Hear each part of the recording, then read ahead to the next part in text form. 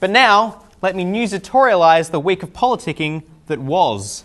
The federal opposition appear to be continuing their spectacular implosion this week with further fallout and disunity of the emission trading scheme, fresh leadership tensions, and now Peter Costello deciding to jump this sinking Liberal Party ship earlier than he'd originally intended.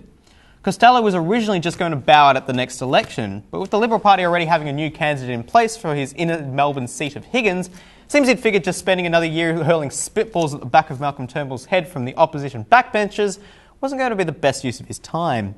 A former staffer for Peter Costello, Kelly O'Dwyer, was chosen by the Liberal Party to run in the safe seat of Higgins. Costello said it was the right time to leave now because the next candidate is in place. But when he first announced he'd be leaving Parliament the next election, he made the announcement because it was crunch time for him to decide to stay or for the party to find someone new. I mean, they were always going to find someone anyway. It's like Costello finding out he wasn't irreplaceable was a little bit too much to bear for him.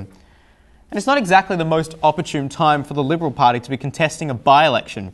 Sure, it may end up coinciding with the by-election for Brendan Nelson's old seat, but considering the troubles Malcolm Turnbull is facing with his party at the moment, I hardly think dropping your star candidate into a by-election with the polling as bad as it is smacks of great succession planning.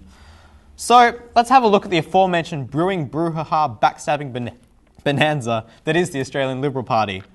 Malcolm Turnbull just can't seem to get them to agree on anything about the Rudd government's proposed emission trading scheme. Now, by continuing to disagree, they're more or less digging their own graves. In fact, they'd all be a lot more productive if they actually became gravediggers, rather than the fat lot of good they're doing at the moment. I continue to have no idea what the ETS is about, but the media have been quite good in telling me that the opposition can't agree on it.